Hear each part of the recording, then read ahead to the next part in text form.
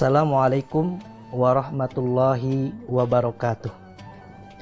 Hamdan wa syukran lillah, salatan wa salaman ala rasulillah, wa ala alihi wa sahbihi wa mawalah, wa man tabi'ahu bi ihsanin ila yaumil qiyamah. Asyhadu an la ilaha illallah wa asyhadu anna muhammadan abduhu wa rasuluh alladzi la nabiyya ba'dah. Allahumma salli ala Muhammad wa ala ali Muhammad kama sallaita ala Ibrahim wa ala ali Ibrahim fil alamina innaka Hamidum Majid. Wa ya ayyuhal hadirun ittaqullaha haqqa tuqatih wa la tamutunna illa wa antum muslimun. Ma'asyiral mu'minin, ikhwatul iman fillah. Puji dan puja sudah sepantasnya dan selayaknya kita panjatkan kepada Zat yang maha luhur, Zat yang maha agung, Allah yang maha rahman, Allah yang maha rahim, Zat yang maha ghafur, yang mana atas limpahan rahmat, nikmat, hidayah serta inayahnya, alhamdulillah kita masih diberikan nikmat sehat untuk bisa bermuwajahah menuntut ilmu li'ila'i kalimatillah. Mudah-mudahan penuntutan ilmu kita ini menjadi bukti kesyukuran atas nikmat-nikmat yang begitu besar yang telah diberikan olehnya kepada kita sekalian, yang kelak Allah akan lipat gandakan nikmat-nikmat tersebut sebagaimana janjinya, la in syakartum la ajidannakum wala in kafartum inna adzabi lasyadid. Tidak lupa pula, marilah kita panjatkan sholawat beserta salam kepada junjungan alam, Nabi besar kita, Nabi pembangun umat, minal masyriq ilal maghrib, umat yang tadinya biadab jadi beradab, umat yang asalnya gelap dengan kekufuran menjadi terang benderang dengan nuril Islam yang dibawa olehnya. Mudah-mudahan rahmat serta keselamatan itu mengalir pula kepada para sahabat, kerabat, hatta kepada kita umatnya yang insya Allah patuh dan taat hingga hari kiamat kelak. Ma'asyiral mu'minin rahimakumullah. Dalam kesempatan hari ini, Al-Fakir akan menyampaikan satu tema ceramah, yaitu tentang bagaimana mendapatkan kemudahan hidup. Sebagaimana kita ketahui, kita sebagai makhluk yang hidup di dunia ini, kita akan dihadapkan kepada dua hal yang selalu berpasangan, yaitu kemudahan dan kesulitan. Kadang-kadang kita sekalian selalu berharap ingin mendapatkan kemudahan hidup dari Allah. Kita enggan untuk mendapatkan kesulitan hidup dari Allah. Padahal dua hal itu adalah sunnatullah, keniscayaan hidup di dunia ini. Tetapi bagaimana ketika kita berharap untuk mendapatkan kemudahan di dalam setiap urusan hidup kita ini? Maka hari ini akan disampaikan beberapa kiat atau cara bagaimana mendapatkan kemudahan di dalam hidup. Karena Allah telah menggariskan di dalam Al-Quran bahwa fa'inna ma'al usri yusra, bahwa dalam setiap kesulitan itu pasti ada kemudahan. Yang paling menarik dari ayat ini, Allah menekankan kembali di ayat berikutnya, inna ma'al usri yusra, bahwa sesungguhnya di dalam atau setelah kesulitan pasti ada kemudahan. Yang paling menarik di dalam ayat ini adalah Allah menggunakan kalimatnya adalah isim ma'rifah dan isim nakirah. Ketika Allah mengatakan inna ma'al usri yusra, Allah menggunakan kalimatnya adalah isim ma'rifah. Sementara ketika yusran, Allah menggunakannya adalah isim nakirah. Al-Fakir menyampaikan atau menganalisis bahwa dari ayat ini bisa disimpulkan, kalau kata istilah anak muda, banyak jalan menuju Roma.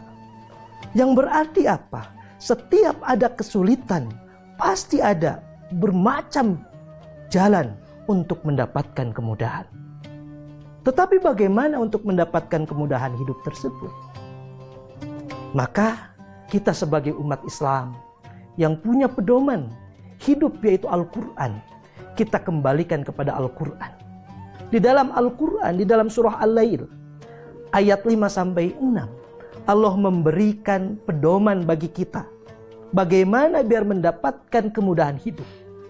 Kata Allah, فَأَمَّا مَنْ أَعْطَى وَاتَّقَى وَصَدَّقَ بِالْحُسْنَى. Adapun orang yang memberikan hartanya di jalan Allah dan bertakwa dan membenarkan adanya pahala yang terbaik, maka fasayyunassiruhu lil yusra. Dalam ayat ini ada 3 pokok cara untuk mendapatkan kemudahan hidup. Yang pertama adalah a'ta. Kita selalu memberi atau kita selalu berinfak, bersedekah di jalan Allah. Itu adalah rangka untuk mencapai kemudahan hidup.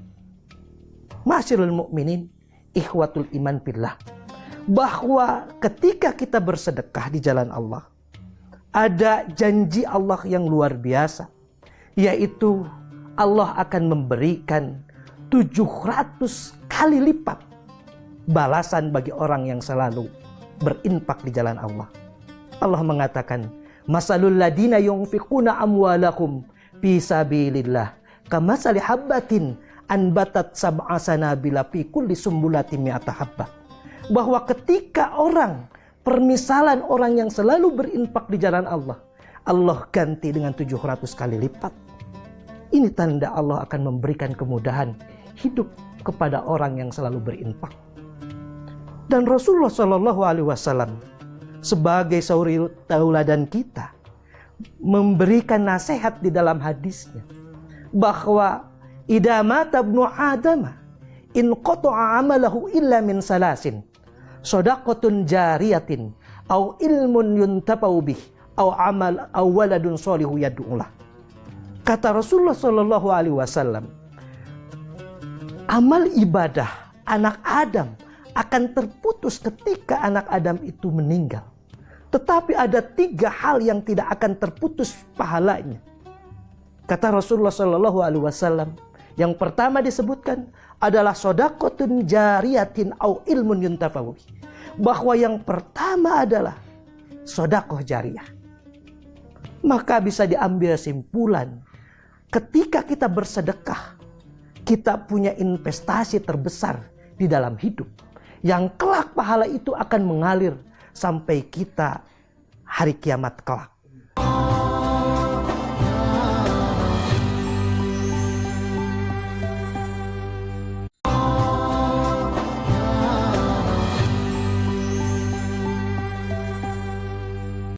Ma'asyiral mu'minin, jamaah rahimakumullah. Lantas yang kedua, untuk mendapatkan kemudahan hidup adalah wattaqa, bertakwa kepada Allah. Bagaimana cara kita mengambil atau menjadikan diri kita sebagai orang yang bertakwa? Tentu kita perlu tahu apa itu arti takwa. Para ulama mendefinisikan takwa dengan imtisalu awamirillah wajtinabu nawahihi, bahwa mengikuti dan melaksanakan perintah-perintah Allah dan menjauhi seluruh larangan-larangannya Allah. Itu adalah konsep takwa menurut para ahli. Tetapi Imam Ali radhiyallahu anhu, Imam Ali karamallahu wajhah, beliau mendefinisikan bahwa takwa itu at-taqwa hiya al-khaufu minal jalil. Bahwa takwa itu ada 4 kriteria kata Imam Ali. Yaitu yang pertama al-khauf minal jalil, takut dengan Tuhannya. Maka orang yang bertakwa itu dia akan selalu takut dengan Allah. Setiap langkahnya, setiap kerjanya, dia pasti berpikiran apakah ini bertolak belakang dengan perintah Allah atau tidak. Karena apa? Karena ada takut di dalam dirinya. Perlu dipahami bahwa konsep takut itu ada dua hal.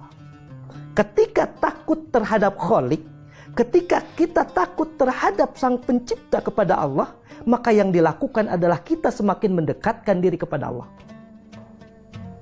Berbeda halnya dengan takut kepada makhluk. Ketika kita takut kepada makhluk, kita takut kepada binatang buas, maka yang kita lakukan adalah kita menjauhi dari binatang tersebut. Tetapi tidak dalam konsep al-khauf minal jalil, takut terhadap pencipta, kita harus mendekat diri kepada Allah. Dengan jalan apa?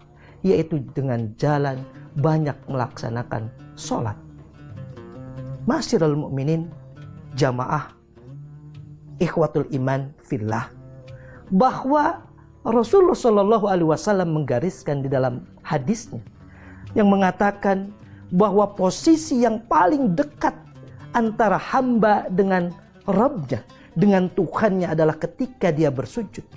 Maka kata Rasulullah SAW, paksiru doa, maka perbanyaklah doa. Itu adalah konsep takut kepada Allah. Lantas yang kedua, parameter yang kedua yang Imam Ali sebutkan adalah wala amalu bitanzil. Orang yang bertakwa itu dia akan selalu berpedoman terhadap Al-Quran dan Sunnah Rasulullah SAW. Setiap hidupnya, setiap langkahnya, kerjanya pasti berpedoman terhadap Al-Quran dan Sunnah Rasulullah SAW. Hal ini bagaimana tergambar di dalam pesan Rasulullah SAW di dalam hadisnya, yang mengatakan ketika beliau menjelang wafatnya, beliau mengatakan kepada para sahabatnya, taraktu fikum amrayni lan tadillu abadan in tamasaktum bihima. Aku tinggalkan dua warisan besar. Dua warisan besar, ketika kalian berpegang teguh kepada dua hal ini, kalian tidak pernah akan tersesat di dalam hidup. Para sahabat bertanya, ala wahya ya Rasulullah? Apa itu ya Rasulullah? Kata Rasulullah SAW menjawab, wahya Al-Quran wa sunnatu Rasulillah. Dia adalah Al-Quran dan sunnah Rasulullah SAW. Maka oleh sebab itu, orang yang bertakwa selalu berpedoman terhadap Al-Quran dan sunnah Rasulullah SAW. Bagaimana dia berperilaku, bagaimana dia berbicara, bagaimana dia berjalan, itu berprinsip terhadap apa yang digariskan oleh Allah dan Rasulnya.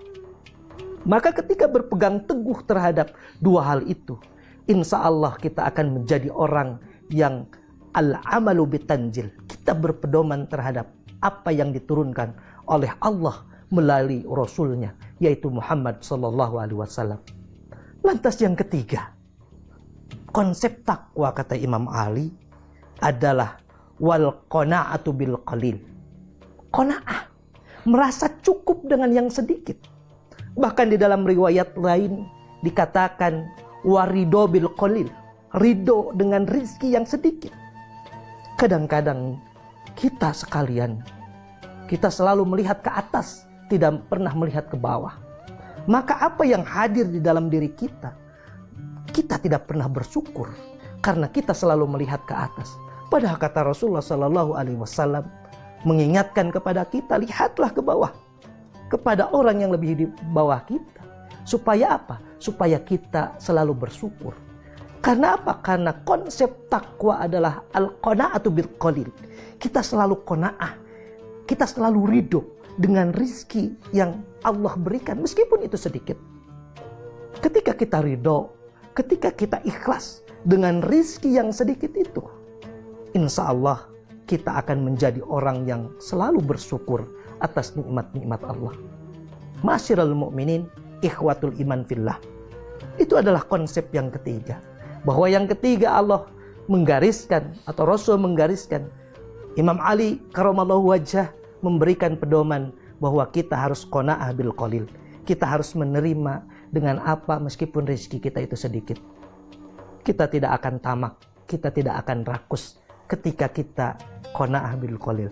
Lantas yang keempat, yang terakhir, bahwa orang yang bertakwa kata Imam Ali itu adalah al-istidadu birrahil. Dia akan selalu mempersiapkan diri untuk menghadapi kematian. Orang yang bertakwa, orang yang beriman, sadar bahwa hidup di dunia ini adalah sementara. Sementara ada hidup yang paling kekal, yaitu di mana di akhirat nanti. Maka ketika itu datang, ketika itu sadar bahwa ada kehidupan yang lebih abadi, maka orang yang bertakwa itu selalu isti'dadu birrohil. Dia mempersiapkan diri untuk menghadapi kematian. Ikhwani, iman billah, banyak di antara kita yang ingin hidup baik, tapi lupa atau kita tidak pernah berpikir bagaimana supaya akhir hidup kita itu baik. Maka orang yang bertakwa itu tidak hanya berpikir untuk bagaimana hidup yang baik, tetapi mempersiapkan diri bagaimana akhir hidup atau kematian yang baik. Dia berharap di akhir hidupnya itu adalah husnul khotimah. Itu adalah konsep al-istidadu birrohil.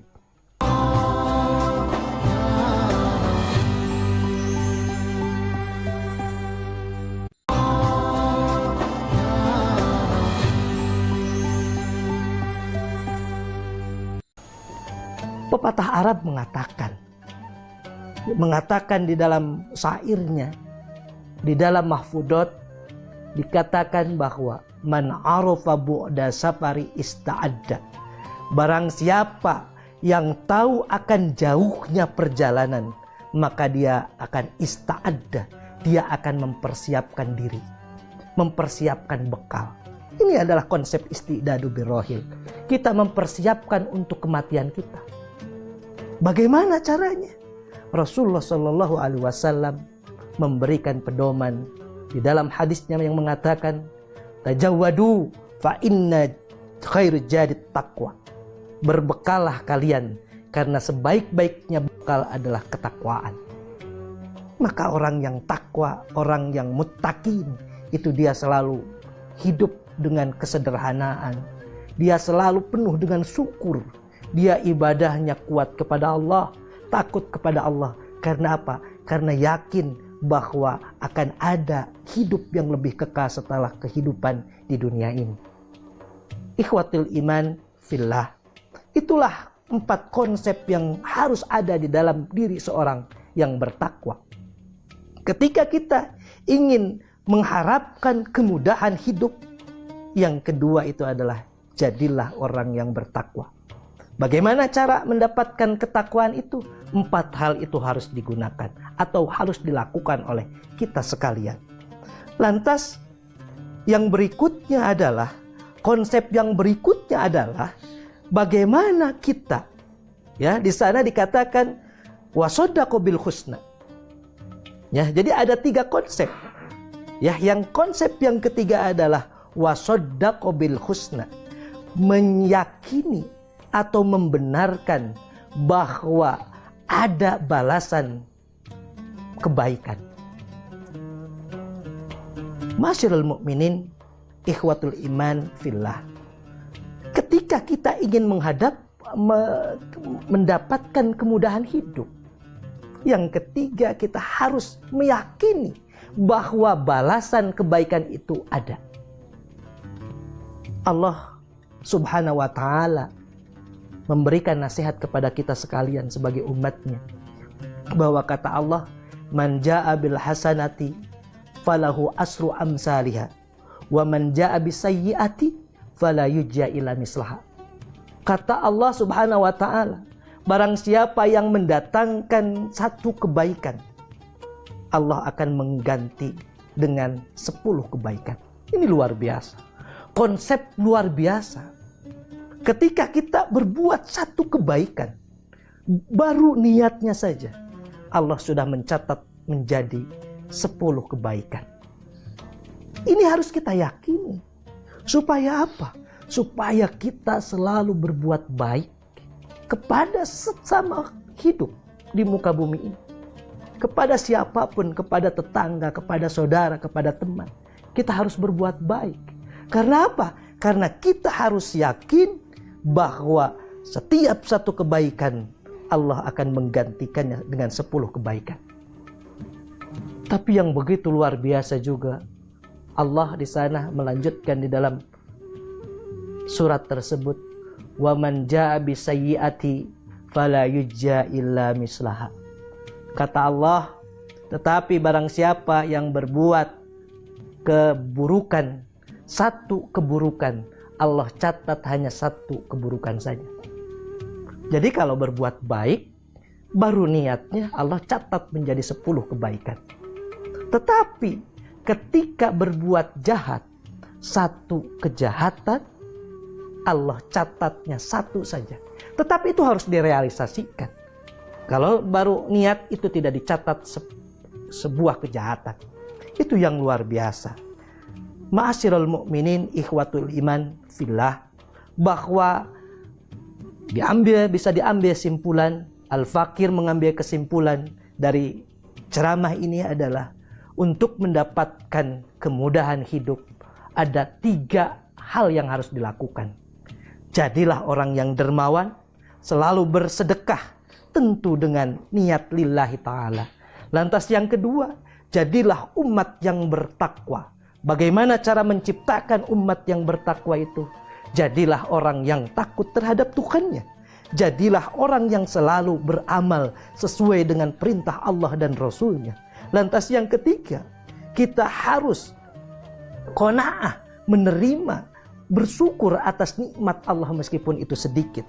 Lantas yang keempat adalah bagaimana kita mempersiapkan kematian kita supaya kematian kita diakhiri dengan husnul khatimah. Lantas yang ketiga, caranya adalah dengan kita meyakini bahwa perbuatan itu adalah setiap kita berbuat baik, Allah akan ganti dengan kebaikan pula. Mungkin itu yang bisa disampaikan. Mohon maaf atas segala kekurangan. Diakhiri dengan pantun, jika ada sumur di ladang, boleh kita menumpang mandi. Jika ada umur kita panjang, boleh kita berjumpa lagi. Laisal firaku kuntu bakian, balil liqa'u kuntu nadiman. Aqulu qouli hada, astaghfirullahu li walakum, wabillahi taufiq wal hidayah, waridho wal inayah. Wassalamualaikum warahmatullahi wabarakatuh.